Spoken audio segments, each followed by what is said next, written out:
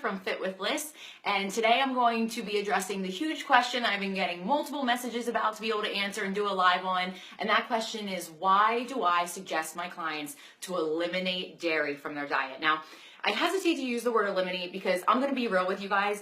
I'm lactose intolerant and I still consume dairy once a week. I mean, especially for my cheat meal, I always want either a bacon cheeseburger or some type of pizza, or most of the desserts that I like an apple crisp, have vanilla ice cream on top. So, you know, I still have it, but I want you guys to just keep an open mind here. I don't mean that you have to cut it out for your entire life. You can't ever have it again, but I want to give you guys the reasons as to why it's so valuable and why this helps my clients, you know, progress much more quickly when they do cut down on as much dairy as possible.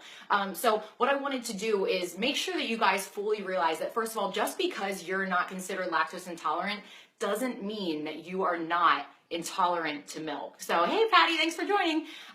So I want you guys to realize that actually 75% of the entire population is intolerant to milk, just maybe not lactose intolerant. And then you have 30 to 50 million Americans alone that are labeled as lactose intolerant. So we as human beings were not meant to be able to digest another mammal's milk. And so this isn't something that we really think about because, you know, you started being breastfed, or maybe you were just completely bottle fed from, you know, the time that you were born. And then we grow up and we see these, all the got milk commercials and all those advertisements, and that you have to drink milk to grow big and strong, and that's where you get your calcium and your vitamin D. And so naturally we think there can't be anything wrong with milk. And the thing is, though, as we start to do more studies, and clearly we're scientifically advancing in, you know, every single area, and we're really realizing the effects that that dairy is having on the body. So the next thing I want to make sure that we're clear on before I go into the different ways that your body can benefit from cutting out dairy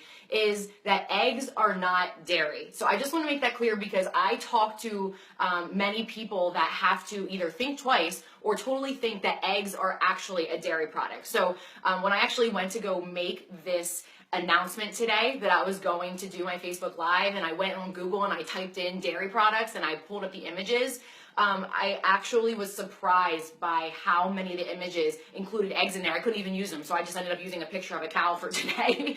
But so many people think that it includes eggs, so I just want you guys to make sure that you know that we're not talking about eggs. Is a totally different subject that I'll do a Facebook Live on another time. We're just talking about milk, butter, we're talking about yogurt, sour cream, cottage cheese, all that type of stuff. Hey Amanda, thanks for joining. Ice cream, everybody's favorite. So just so you guys know, that's what we're talking about here. But the first thing that you really benefit from cutting out dairy or eliminating as much of it as possible is the decrease in bloating. When I have, especially females, when I have people come to me and say that they are bloated, chances are, if I look throughout their diet, I'm gonna find dairy in there a couple times throughout the week. And so even if you aren't someone that is diagnosed as lactose intolerant, your body has a really difficult time digesting milk. So you have to think, when it's inflaming your entire gut, you are having such poor digestion, you're leading to a great amount of inflammation.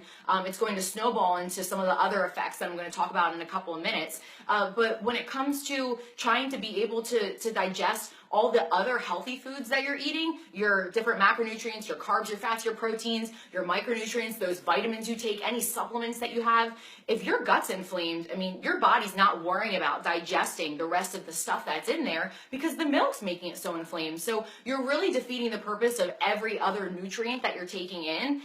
So just keep this in mind when you're trying to use protein as or you're trying to use milk as like a protein source. I know a lot of times people want to do like the yogurts, the Greek yogurts, mix milk with their protein shakes. You just have to realize that you're trying to get in a higher amount of protein, but you're really inhibiting the ability to even be able to absorb any of that because your gut's so inflamed from this.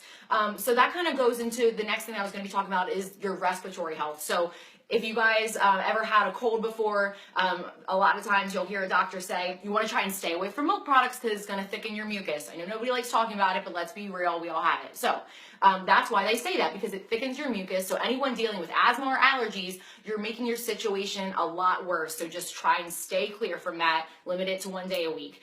Clear skin is another big benefit. So I know it's become more common in commercials and on labels for companies to say this is, you know, GMO free or this is hormone free, and we really want to highlight the fact that there's not a bunch of crap in our stuff anymore. And so but what you need to realize is that not all of those products are hormone free. Many milk products have anabolic steroids or growth hormone still traced in there. And so that alone can trigger an upset in your hormone levels. But then even if it is organic, you know, RBGH free, you know, no hormones in the milk, you have to realize that it's still dairy. So if it's going to your gut and upsetting your gut, we already talked, you know, earlier this week on a couple different occasions about how the gut is the second brain. The gut is king. So if you end up upsetting that, that's going to have an effect on your skin. So if you're wondering why you're breaking out, let's start to also look at the foods that you're having, specifically dairy, because it can really upset it more than you would think.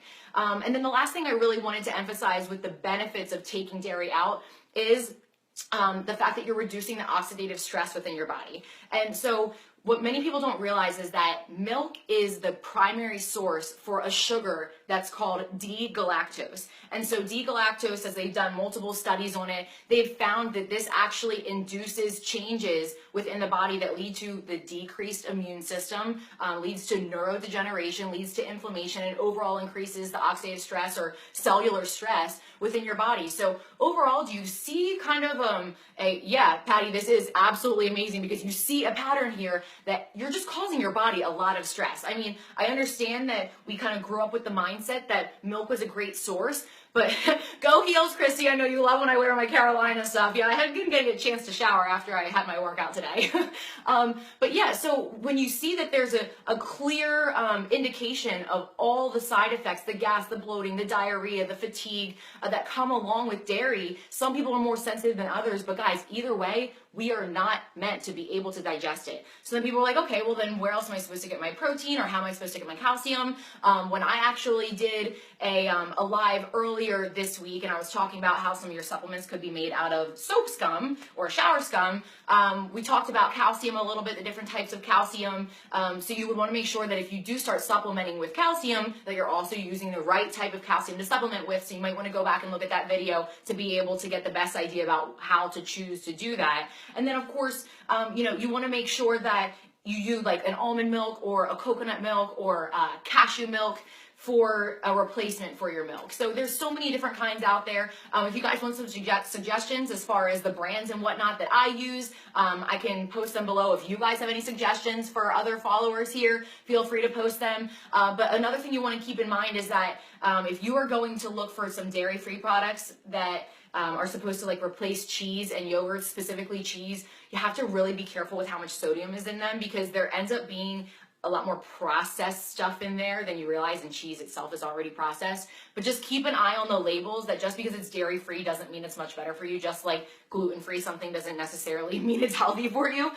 So if you guys have any additional questions, I know this was a short one, but it's pretty short and sweet. I mean, you can see all the issues that stem from having dairy in your diet, and if you can eliminate it to once a week, I'm telling you, I've had clients that have dropped 3 to 5 pounds in a week just from cutting out dairy and making sure, sun's out, guns out, thanks Tony, but cutting out dairy just to make sure that, you know, they're letting go of all this toxicity, the inflammation, and the water that they're holding on to. So feel free to ask questions, guys. If you have any ideas for live videos that you want me to start doing next week, post them below. I'm always open to it. I'm here to serve you guys. So if you haven't already gone to my website, go to fitwithliz.com, check out some of my other videos there, and feel free to subscribe. You can get your Fit with Liz Metabolic Jumpstart Guide for free when you subscribe. So thank you guys. I will see you later.